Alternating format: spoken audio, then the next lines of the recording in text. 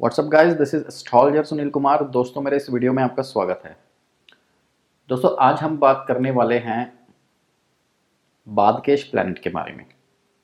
दोस्तों, बहुत मैसेजेस आ रहे थे मुझे, काफ़ी कमेंट्स भी आ रहे थे कि भी सर बादकेश प्लैनेट के बारे में कुछ बताइए। आखिर बादकेश प्लैनेट क्या होता है और वो किस प्रकार से बाधाएं उत्पन्न करता है। तो आज बादकेश प्लैनेट के बारे में जो भी मेरी जानकारी है मैं आपके साथ शेयर करूंगा कि बादकेश प्लैनेट कौन कौन से होते हैं और उनके क्या प्रभाव जीवन पे पड़ते हैं। तो चलिए शुरू करते हैं।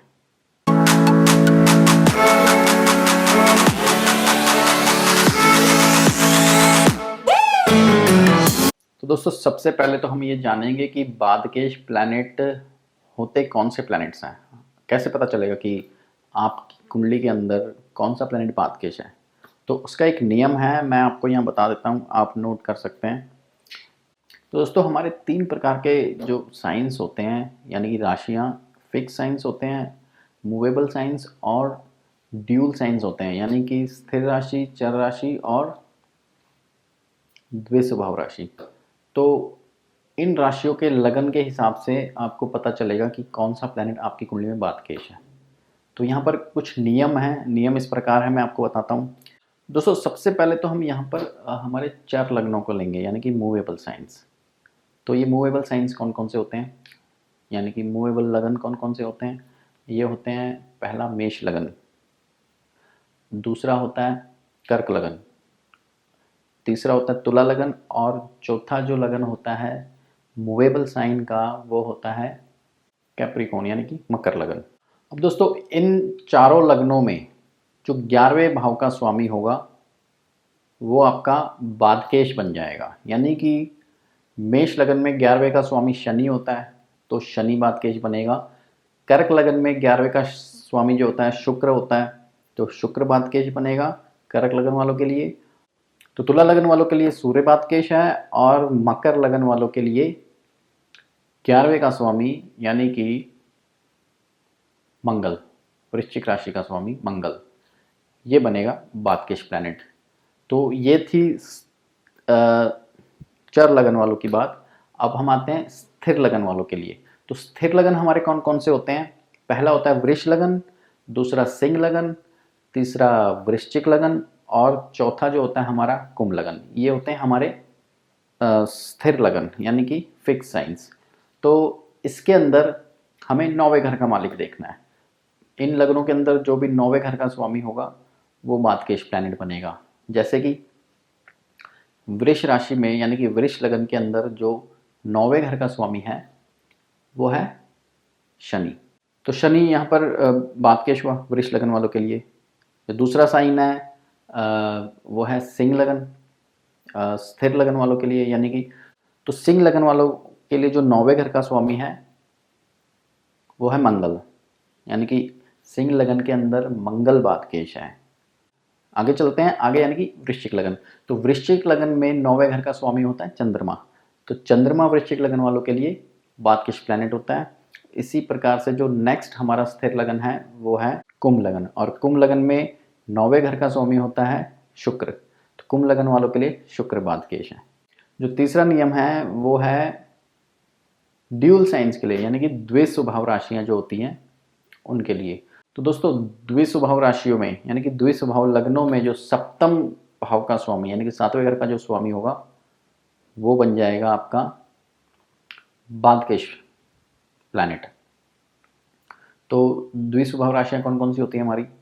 मिथुन, कन्या, धनु राशि होती है और होती है हमारी मीन राशि। तो इन लग्नों के अंदर जो सप्तम के स्वामी होंगे वो बन जाएगा बादकेश प्लैनेट। यानी कि अगर बुध का लगन है तो गुरु बादकेश होगा, गुरु का लगन है तो बुध बादकेश बनेगा, जो कि इन लग्नों में 7वें के स्वामी बनेंगे। तो ये तो जो जर्नल नियम है बादकेश प्लैनेट के लिए वो मैंने आपको बताएं कि कौन से प्लैनेट्स कौन सी लग्नों में बादकेश होते हैं।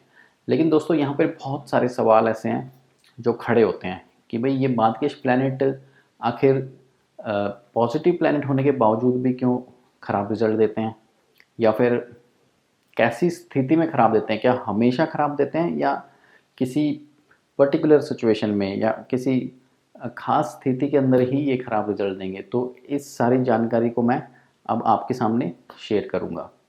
तो दोस्तों, शास्त्रों के अनुसार जो नियम है वो ये है कि बादकेश प्लैनेट जिस भाव में बैठेगा उस भाव से जुड़ी हुई परेशानियां आपको देगा। यानी कि यदि आपका कोई भी बादकेश प्लैनेट यदि आपके 10th हाउस में यानी कि करियर के हाउस में बैठ गया तो वो करियर से रिलेटेड प्रॉब्लम्स देगा।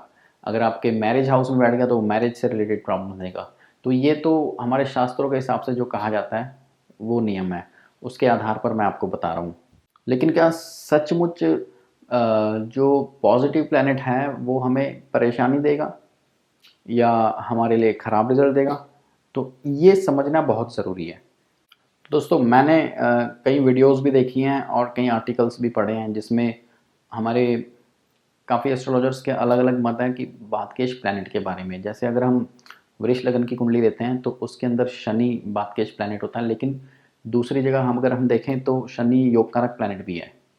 तो हमारे सभी ज्योतिष गण जो हैं वो कहते हैं कि भाई एक योग कारक प्लैनेट भला बादकेश कैसे हो सकता है और वो परेशानियां क्यों देगा। इसी प्रकार यदि सिंह लगन की कुंडली आप देखेंगे तो उसमें मंगल 9th हाउस का स्वामी होकर बादकेश बनता है, लेकिन साथ ही साथ ये 4th हाउस का स्वामी भी है, यानी कि लगन का मालिक भी है, सॉरी यानी कि 4th हाउस केंद्र का मालिक भी है और ट्राइन्स में भी है, यानी कि त्रिकोण का भी मालिक है। तो ये भी एक प्रकार से योग कारक ग्रह और शुभ ग्रह है। तो भला सिंह लगन वालों को ये मंगल क्यों प्रॉब्लम देने लगा? ऐसा हो ही नहीं सकता। कुछ हमारे ज्योतिष गणों का ये भी कहना है कि भाई 4th हाउस का प्लैनेट कभी भी 4th हाउस माता का घर होता है, तो माता भला किसको अपने बच्चों को कभी प्रॉब्लम देगी या उसके कोई खिलाफ काम करेगी? तो दोस्तों देखो, हर ज्योतिष का अपना अपना एक सोचने का तरीका और एक अलग सा नज़रिया होता है। मेरा भी एक अलग व्यू है इसके बारे में, वो मैं आज शेयर करूँगा। 4th हाउस का जो लॉर्ड है या 4th हाउस को हम मातृ पक्ष कहते हैं, माता का घर मानते हैं, लेकिन दूसरी तरफ अगर देखा जाए तो 4th हाउस हमारी संगत को भी रिप्रेजेंट करता है। यानी कि हमारी जो बचपन में संगत होगी, दोस्ती होगी, कैसे लोगों से होगी। अगर 4th हाउस का स्वामी बादकेश है, मैलेफिक प्लैनेट है, यानी कि मैलेफिक प्लैनेट के साथ उसका कंजक्शन है या बादकेश है, तो हो सकता है कि 4th हाउस के जो उस टाइप के रिजल्ट हैं उसमें प्रॉब्लम हो, जिसमें आपकी दोस्ती गलत संगत में हो गई, गलत लोगों के साथ हो गई और उसी कारण से आपके जीवन में परेशानी आई। एक नज़रिया ये भी हो सकता है। दूसरा नज़रिया अगर हम माता को ही ले लें तो आपने देखा होगा ये ज़रूरत से ज़्यादा जो प्यार होता है माता का, वो भी कई बार बच्चों के लिए अच्छा साबित नहीं होता है। यदि आपकी गलती पर भी आपकी माता आपको कुछ नहीं कहती है और सिर्फ प्यार करती है, तो एक तरह से वो आपके जीवन में बाधा उत्पन्न कर रही है, क्योंकि वो आपको आपकी गलती नहीं बता रही हैं, जिसकी वजह से जो आपका पालन पोषण हो रहा है वो गलत तरीके से हो रहा है। तो ज़रूरत से ज़्यादा जो प्यार है माता का वो भी आपके लिए बादकेश है। तो इस प्रकार से हम किसी भी प्लैनेट की कैलकुलेशन को देख सकते हैं। एक नज़रिया है अलग अलग देखने का। 9th हाउस का स्वामी, 9th हाउस फादर का भी घर माना जाता है। जो लोग कुछ फादर ऐसे होते हैं जो बच्चों पे पूरी तरह ध्यान नहीं देते हैं, उनको वैसे बहुत कुछ जीवन में प्रोवाइड कर देते हैं, अच्छा खाना, अच्छा कपड़ा, अच्छा पहनना, हर चीज़ की सुख सहूलियत, लेकिन वो पर्सनली कभी उन बच्चों पर ध्यान नहीं दे पाते क्योंकि उनके पास समय की बहुत कमी होती है और इसीलिए उन बच्चों का जो पालन पोषण होता है वो थोड़ा गलत तरीके से हो जाता है, उनकी संगत बिगड़ जाती है। तो यहाँ पर एक पिता है जो अपने ही बच्चे के लिए बादकेश हो गया, क्योंकि उसने अपने बच्चे की परवरिश में प्रॉपर ध्यान नहीं दिया कि उसे जब जब बच्चे को ज़रूरत थी उस टाइम उसका पिता बिज़ी था और बच्चे ने अपने तरीके से अपने जीवन को जीना सीखा और गलत संगत में पड़ने की वजह से वो बिगड़ भी गया। तो इस तरीके से हम इस नज़रिए से भी देख सकते हैं कि भाई 4th हाउस का स्वामी बादकेश हो सकता है, 9th हाउस का भी स्वामी बादकेश हो सकता है, चाहे वो माता पिता का घर है, इससे कोई फ़र्क नहीं पड़ता है। ज़रूरत से ज़्यादा अच्छाई भी बुराई के समान होती है। तो यदि किसी प्लैनेट से आपको ज़रूरत से ज़्यादा बेनिफिट्स मिल रहे हैं तो उसका भी आप गलत फ़ायदा उठाने की कोशिश करोगे और वही एक बुराई में तब्दील हो जाएगी आपके लिए। तो इस प्रकार से बादकेश प्लैनेट्स काम करते हैं। बादकेश प्लैनेट शुभ होने पर हो सकता है आपको इतनी ज़्यादा शुभता दे दें जो आप उस शुभता को हज़म ना कर पाएँ और उसके कारण आप गलत रास्तों को अपना लें। लेकिन अब यहाँ पर जो सबसे ज़्यादा प्रचलित नियम है, जो मैंने खोजने की कोशिश की, देखा, पढ़ा और समझने की कोशिश की, तो ये सुनने में ज़्यादा आया कि बादकेश प्लैनेट यदि लगन में बैठा है तो प्रॉब्लम देगा और लगन के अलावा कहीं और बैठा है तो प्रॉब्लम नहीं देगा। तो इस थ्योरी को भी थोड़ा सा समझना मुश्किल है। सपोज़ करो दोस्तों, सपोज़ करो कि वृश्चिक लगन की कुंडली में यदि चंद्रमा बादकेश है और वो लगन में बैठा हुआ है, तो चंद्रमा नीच का हो गया। तो नीच का चंद्रमा तो वैसे भी आपकी ज़िंदगी में बाधाएं उत्पन्न कर सकता है, उसको बादकेश होने या ना होने से कोई फ़र्क नहीं पड़ेगा। मेरे कहने का मतलब यह है कि यदि बादकेश प्लैनेट सिर्फ लगन में ही बैठकर प्रॉब्लम देगा तो ऐसा ज़रूरी नहीं है। बादकेश प्लैनेट हो सकता है किसी और घर में जाकर भी प्रॉब्लम दे। इसके लिए हमें ये समझना होगा कि बादकेश प्लैनेट की जो प्रॉब्लम है वो पर्टिकुलर बादकेश से ही जुड़ी हुई होनी चाहिए।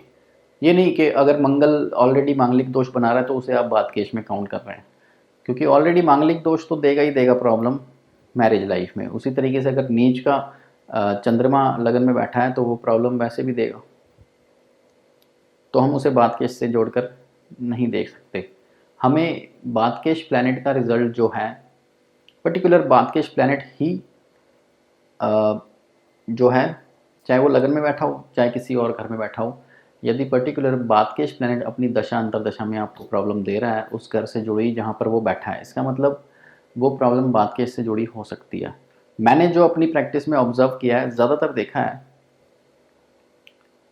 कि गुरु की लगन में बुध यदि केंद्र में बैठ जाता है तो ज़रूर प्रॉब्लम्स देता है अपनी दशा अंतरदशा में, या फिर बुध की लगनों में गुरु जो कि बादकेश प्लैनेट होता है वो केंद्र में कहीं बैठा हो तो ज़रूर बाधाएं उत्पन्न करता है अपनी दशा या अंतरदशा में। ये मैंने अपनी प्रैक्टिस में देखा है। तो द्विस्वभाव लग्नों के अलावा जो चर लगन और स्थिर लगन की जो कुंडलियां हैं, स्थिर लगन है, तो उनके अंदर जो बादकेश का रोल है वो समझना थोड़ा सा मुश्किल है, क्योंकि जब भी बादकेश प्रॉब्लम उन कुंडलियों में देता है तो वो किसी ना किसी और कारण से हो जाती है। मैंने अपनी प्रैक्टिस में देखा है।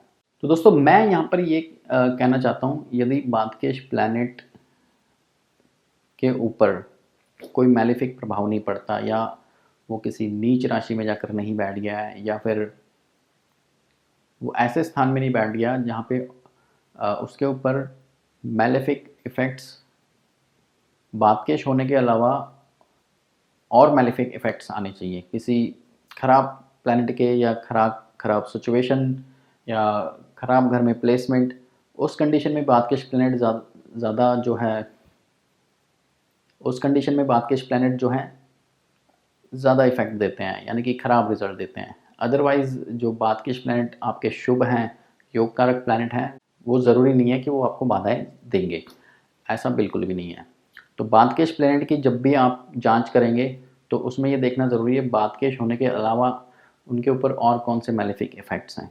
क्या वो नीच के हो गए हैं, नीच की राशि में जाके, या फिर उनके ऊपर किसी ख़राब प्लैनेट का, शनि या राहु जैसे खराब प्लैनेट का इफ़ेक्ट है, ख़राब घरों में बैठे हैं। उस कंडीशन में बादकेश प्लैनेट आपको ये हो सकता है कुछ परसेंट ज़्यादा बैड इफ़ेक्ट्स दें बजाय नॉर्मल प्लैनेट्स के, क्योंकि उनके अंदर एक बादकेश का रोल जो है वो प्लस हो जाएगा। तो दोस्तों, मुझे आशा है कि बादकेश प्लैनेट के बारे में आपको थोड़ी सी क्लैरिटी हो गई होगी। प्लीज़ मेरे वीडियो को लाइक कीजिए और मेरे चैनल को सब्सक्राइब कीजिए ताकि मैं आपके लिए और भी वीडियोस बनाता रहूं। अब हम मिलेंगे अपनी नेक्स्ट वीडियो में, तब तक के लिए धन्यवाद।